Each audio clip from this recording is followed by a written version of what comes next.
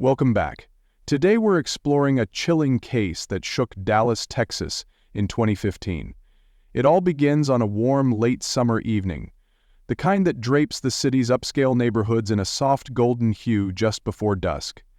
In an affluent apartment complex near Uptown, a brilliant young dentist named Dr. Kendra Hatcher fails to arrive for a planned dinner with friends. Hours pass without any word, and her loved ones' concerned texts and calls go unanswered. Close friends recall her as punctual, outgoing, and never one to vanish without explanation. Something is off, and the quiet hum of the city's nightlife seems to underscore a growing sense of dread. Within the next few hours, local police respond to a chilling discovery. Kendra is found shot dead in the parking garage of her apartment building, sprawled near her parked vehicle. The first responders stand under the fluorescent overhead lights, their radios crackling, as the medical team confirms what those at the scene already suspect. This is no accident. Almost immediately, investigators note signs that point beyond a random robbery. Her personal belongings are left behind, suggesting a targeted attack rather than a common street crime. In the immediate aftermath, word spreads fast. A successful dentist, well-liked and well-respected, gunned down in her own secure residence. Who would commit such a brazen act? Before long, murmurs among residents, media outlets, and the Dallas community as a whole turned to the relationships in Kendra's life. She was dating a man who had recently broken up with another woman, Brenda Delgado. Brenda, known around certain social circles, is now suddenly on everyone's mind. Could jealousy have reached a homicidal crescendo? Jealousy of the past for so many people, and now meeting Kendra is likely to be one of the victims. Kendra has been found dead by police on the scene of her death. Before long, mixed publicity will light up the evidence, and the terror attack seems only justifiable. Surveyors focus their efforts, and suspicions intensify, pointing them toward an ex-girlfriend with a history of complicated emotions and tangled attachments. As the story unfolds, we delve deeper into the lives that collide at the intersection of love, jealousy, and violent ambition. What leads a person to orchestrate murder? How does a bright future get snuffed out so suddenly? And what does this case say about the fragile constructs of trust and security in modern urban life? Let's uncover the secrets, lies, and desperate maneuvers that define the strange and deadly web that ensnares Brenda Delgado and Kendra Hatcher. In 2015, Brenda Delgado is a 33-year-old woman of petite build, with dark, shoulder-length hair she often tucks behind her ears. She has a round face framed by subtle makeup and favors simple, well-fitted blouses and jeans. To the casual observer, she appears average, someone you might pass in a grocery aisle without a second glance. But there's a tension beneath her surface-level calm, reflected in the way her eyes dart around when conversation veers too personal. Brenda's family originally emigrated from Mexico, settling in Texas with hopes of a stable future. They faced financial struggles, working long hours to maintain a modest living. Brenda's parents stressed education and discipline. She did well in high school, though acquaintances from her past recall that she sometimes struggled with feelings of inferiority and jealousy. They say Brenda always seemed drawn toward something just out of reach: status, security, admiration. As a young adult, she attended community college, then pursued courses in dental hygiene. Although not known to have completed a degree in dentistry, she hovered around that professional sphere, forging relationships with healthcare professionals and students. She possessed a gift for presenting herself well in certain circles, and became adept at blending in. Despite a seemingly stable life, close friends noticed a streak of neediness, an insecurity that sometimes manifested as clinging to relationships well past their expiration dates. Interviews with former colleagues suggest Brenda harbored ambitions that never fully crystallized. She held a few odd jobs, administrative assistant roles, part-time work at local clinics, but she never secured a stable, long-term career. Financially, she often depended on boyfriends or her family. She had no criminal record prior to this case, but there were subtle hints of her capacity for manipulation. An ex-boyfriend once confided that Brenda's jealousy could be intense. Another acquaintance recalled her fixation on comparing herself to others. driving subtle wedge issues among friends. Brenda's inner world remained complicated. In her mid-20s, she experienced a short-lived marriage that ended quietly. No dramatic court battles, but the disillusion left emotional scar tissue. Post-divorce, she began attending social mixers for medical professionals. Friends noted she had a habit of latching on to men who seemed poised to succeed. While she could be charming, she also had a habit of passive-aggressive remarks. She was known to bring up rivals' accomplishments one moment and then belittle them behind their backs. Despite these red flags, Brenda appeared socially ordinary. She kept a tidy apartment, watched reality television, exercised sporadically, and frequented local coffee shops. But as one friend put it, she could never really handle someone else's happiness if it overshadowed hers. Over time, as she struggled with financial instability, Brenda's dreams of upward mobility grew desperate. She developed a pattern of depending on others for money, borrowing from family members, occasionally asking boyfriends to help cover rent. This pattern fostered resentment and an ever-present anxiety about losing whatever progress she felt she had made. There were warning signs, minor arguments with partners that escalated over trivial matters, or late-night texts to ex-boyfriends laced with desperation. Though subtle, these moments hinted at a capacity for extreme action should her sense of security and self-worth be threatened. In Brenda's mind, losing a romantic partner to another woman could be an unbearable humiliation. She never spoke openly to therapists or counselors about these insecurities, though acquaintances say she might have benefited from professional help. She carried these burdens internally, nurturing grudges and insecurities behind a polite exterior. Opposite Brenda stands Kendra Hatcher, the victim at the heart of this tragedy. Kendra, 35 in 2015, is a dedicated pediatric dentist known for her warmth, intelligence, and kindness. She is tall, athletic, with long brown hair and a radiant smile that puts her young patients at ease. Born into a loving family in Pleasant Plains, Illinois, Kendra grows up surrounded by supportive parents who instill in her a strong work ethic and a sense of compassion. She excels academically, earning scholarships and attending the University of Kentucky College of Dentistry, where she meets lifelong friends and mentors. By her early 30s, Kendra moves to Dallas to join a reputable dental practice. Her patients adore her, she has a gentle touch and a gift for calming frightened children. Outside of the clinic, Kendra's social world revolves around a tight-knit group of fellow professionals, dentists, hygienists, office administrators, who meet regularly for happy hours, weekend brunches, and volunteer events. She sends regular care packages to her family back in Illinois and dreams of eventually opening her own pediatric clinic. Recently, she has been excitedly planning a vacation to Cancun with her new boyfriend Ricardo, a physician. She envisions a future brimming with professional success, marriage, travel, and perhaps a family of her own one day. The last known activities of Kendra's life are heartbreakingly ordinary: a morning coffee run, a day spent treating patients, a few texts to friends about meeting for dinner, and an enthusiastic note to Ricardo about their upcoming trip. Her relationship with Brenda Delgado is indirect. Brenda is Ricardo's ex-girlfriend, someone on the periphery of Kendra's life. Kendra knows Brenda is lingering in the background. Ricardo mentioned the awkward texts Brenda occasionally sends him, but Kendra trusts him. She believes any lingering feelings Brenda has are just echoes of a past relationship. In the weeks leading up to September 2, 2015, Kendra experiences a handful of unsettling moments: odd hang-up calls, a sense of being watched. But she dismisses these feelings, attributing them to paranoia. She has no reason to suspect she is in danger. Her friends describe her as level-headed and rational.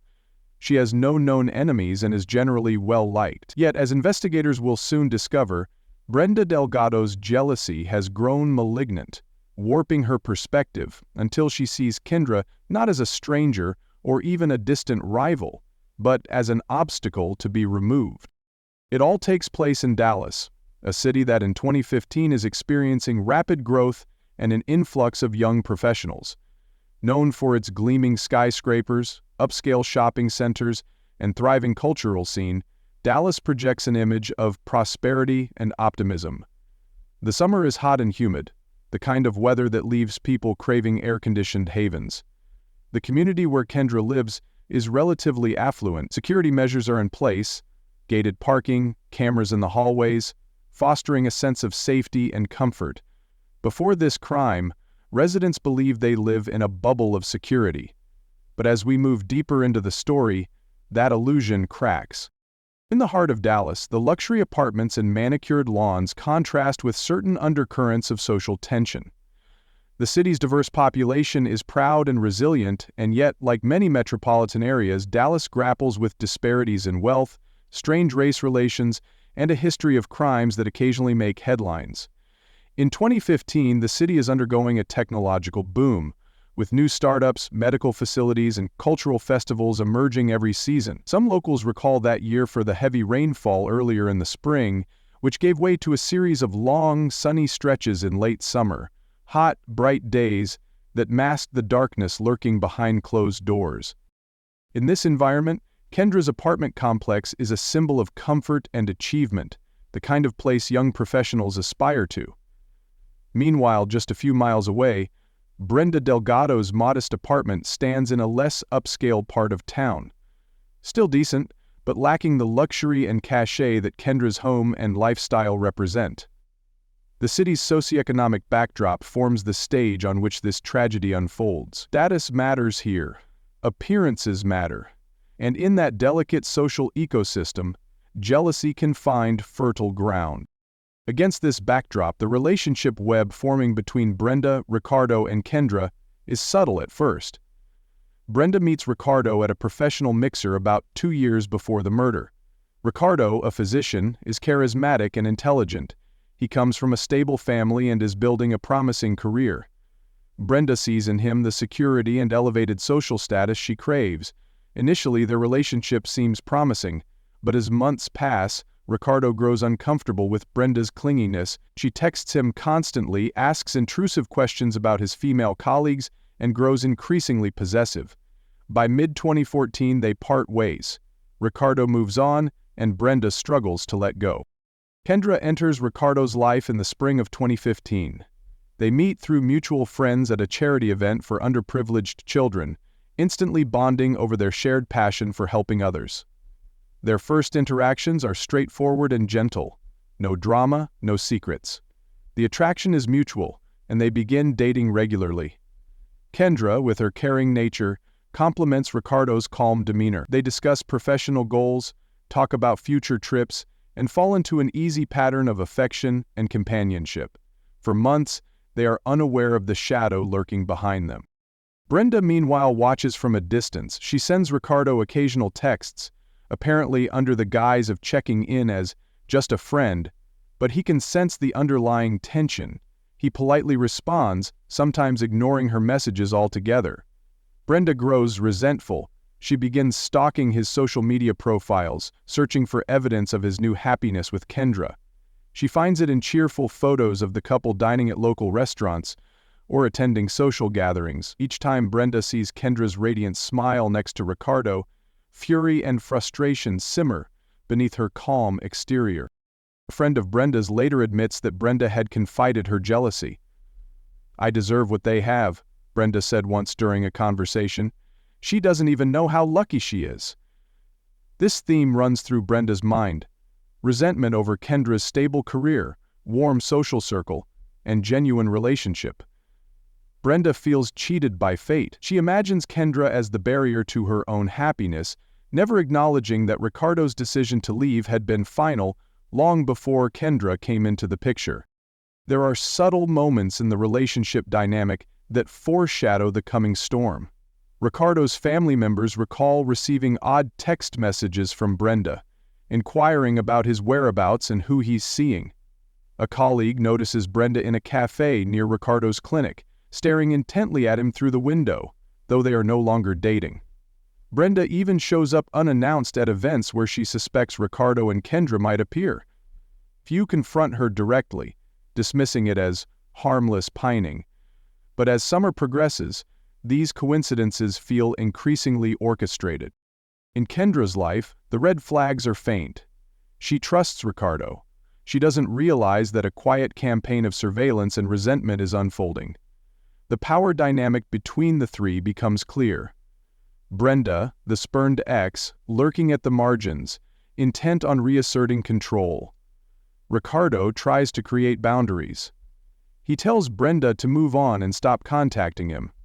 She appears to acquiesce, but secretly, she plots. A series of text messages reveal Brenda reaching out to acquaintances with questionable reputations, testing the waters of what might be possible to hurt Kendra.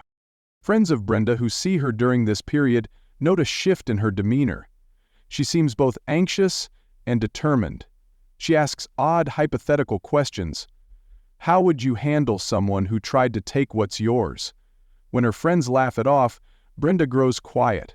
She distances herself from those who don't share her mounting resentment. Some individuals on the periphery sense that something is off. A distant relative tries to encourage Brenda to see a therapist. A co-worker at a part-time administrative job mentions her aggressive comments about that new girlfriend. But no one intervenes forcefully. No one believes this jealousy could turn lethal.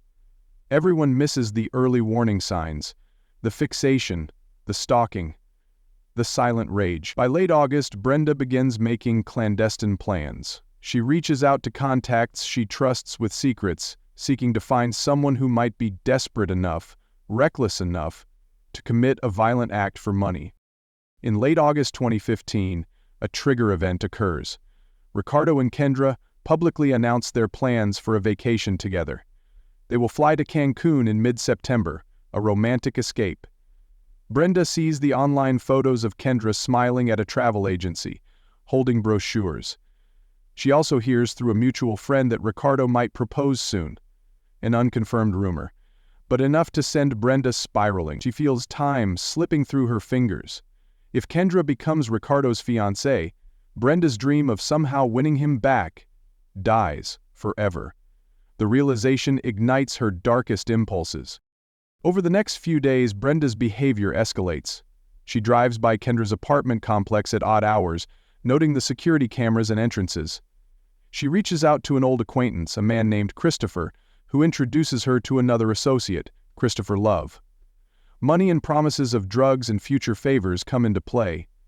Brenda, now desperate, arranges meetings in quiet parking lots, late-night diners, and secluded corners of public parks. She whispers her intent. She wants Kendra gone. There is a near-miss incident a week before the murder. Brenda and her hired associates follow Kendra one evening, but they lose their nerve when a neighbor walks his dog nearby. Another night, they watch Kendra return from a dinner date, but panic when they spot a police cruiser down the street. These failed attempts don't dissuade Brenda. They only refine her plan. She demands precision, and time is running short. Brenda's anxieties multiply. She hardly sleeps, pacing her apartment floor, checking her phone incessantly.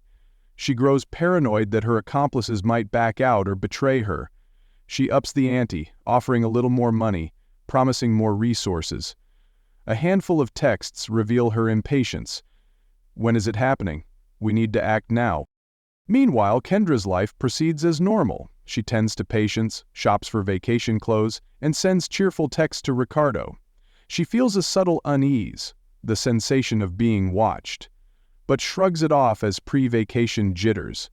No one intervenes. Ricardo tells Brenda to stop texting him, but never imagines she would do something so drastic. Friends who sense Brenda's jealousy do not imagine she would hire hitmen. Now, a security guard at Kendra's building notices a suspicious car circling one evening, but cannot identify it clearly and doesn't report it. Everyone is missing the final warning signs. On September 2, 2015, the crime unfolds. It is a hot, dry Wednesday evening in Dallas, the kind of night where the asphalt still radiates warmth, even after the sun sets. At approximately 7:45 p.m., Kendra returns to her apartment's parking garage, feeling excited about the upcoming trip. She steps out of her car and heads toward the elevator. As she turns the corner, a figure emerges from behind a concrete column. There is a flash of metal in the dim light, and then a sudden, deafening gunshot. Kendra collapses, the echo of the shot reverberating through the cement walls. The smell of burnt gunpowder mingles with the faint scent of oil and concrete dust. A passerby hears the shot, peeks into the garage, and spots a shadowy figure running out of view. They call the police immediately. Kendra lies motionless on the cold floor, her purse spilled, its contents scattered. A half-finished tube of lip balm, a keychain with a smiley face, a dental pamphlet. The attacker flees in a waiting vehicle driven by an accomplice. Rain is not falling tonight. The air is still. The only movement is the flicker of fluorescent bulbs and the arrival of 2 patrol officers, responding to the call. The police arrive at 7:58 p.m. and secure the scene. An ambulance rushes in, but it's too late. The paramedics pronounce Kendra dead at the scene. Detectives move swiftly, securing surveillance footage from the garage. They find Kendra's phone and bag. Nothing substantial seems stolen. This is no random robbery. A witness recalls seeing a black SUV speeding away moments before the officers arrived.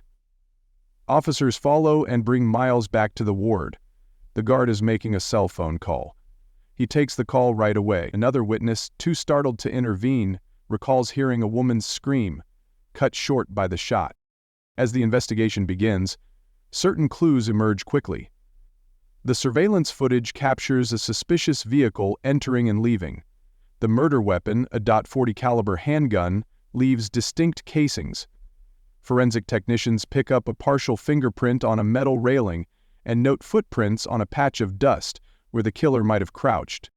Within hours, Kendra's friends and family learn the devastating news. Ricardo arrives at the scene, distraught and confused, providing immediate testimony. "I have an ex-girlfriend who's been acting strangely." The detectives jot down Brenda Delgado's name. They do not yet know that Brenda has enlisted others to carry out her plan, but Brenda quickly becomes a prime suspect. Over the following days, Dallas police launch a full-scale investigation. They collect evidence from Kendra's apartment, though nothing seems disturbed. They seize the surveillance tapes from surrounding businesses to track the suspect's vehicle route. Witness interviews yield a consistent description of a suspicious individual lurking in the garage around the time of the crime. Forensic experts analyze bullet casings and trajectory angles, hypothesizing the shooter's height and stance. Medical examiners confirm a single gunshot wound to Kendra's head. They conclude the death is instantaneous. Ricardo's interviews with the police reveal Brenda's history of jealousy and her recent attempts to maintain contact. Detectives question Brenda, who appears calm at first, feigning shock and concern. She claims ignorance, states she was home alone. But cell phone records begin to tell a different story. Brenda's phone pinged near Kendra's apartment around the time of the murder, and text messages suggest communication with others discussing plans and payments. Detectives obtain search warrants for Brenda's apartment. Inside, they find receipts, vague notes hinting at surveillance of Kendra, and a burner phone with suspicious call logs. They reach out to Brenda's acquaintances, who recall unusual questions Brenda asked about hiring someone to do something bad. Information leads them to Christopher Love, a known criminal associate with prior firearm charges. Police interrogate him, and under pressure he confesses his role. Brenda offered him money and drugs to kill Kendra. The puzzle pieces line up. Investigators talk to more witnesses. A tipster recalls Brenda promising a sum of money to an intermediary, who then contacted Love.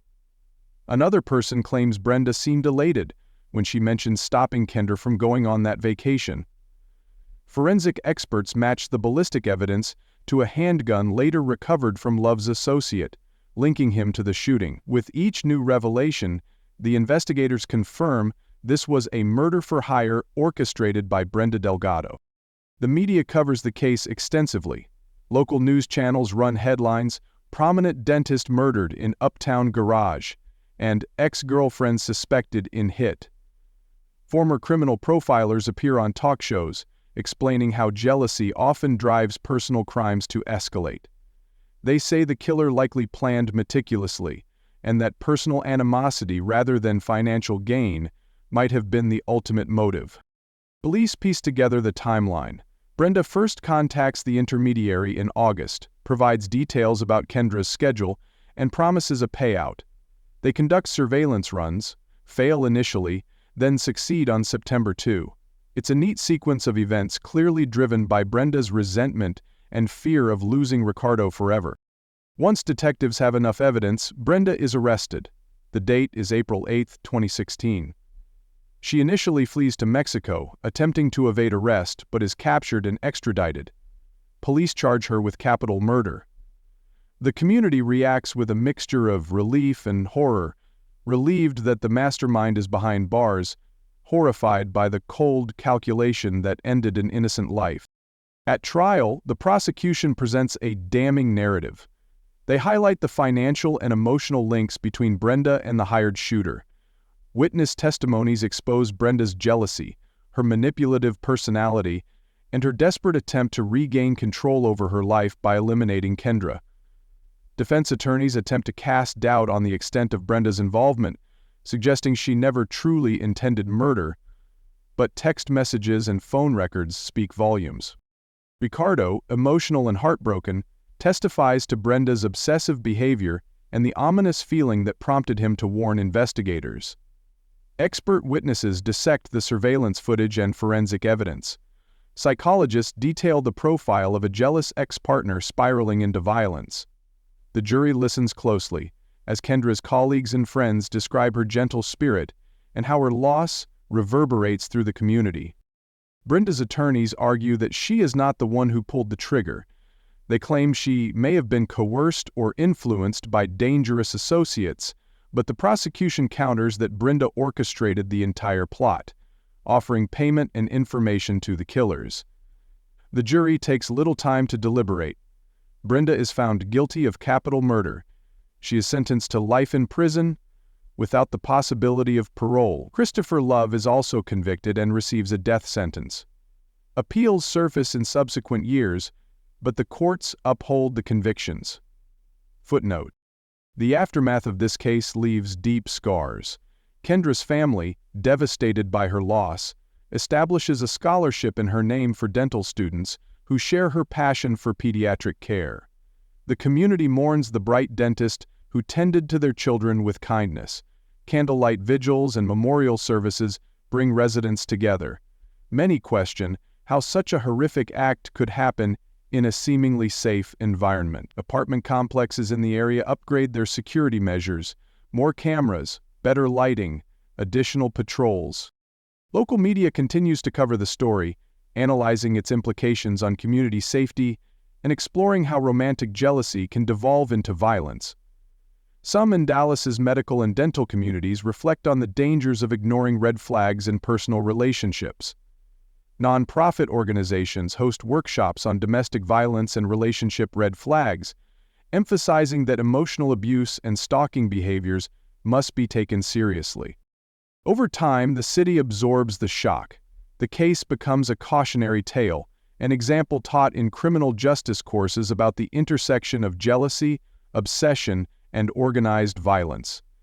Documentaries and true crime shows revisit the details, featuring interviews with detectives, prosecutors, and relatives who still struggle with the emptiness Kendra's absence leaves behind. Legislation on gun violence, mental health resources, and domestic stalking laws gain renewed attention. The tragedy transforms into a silent lesson for couples and ex-partners.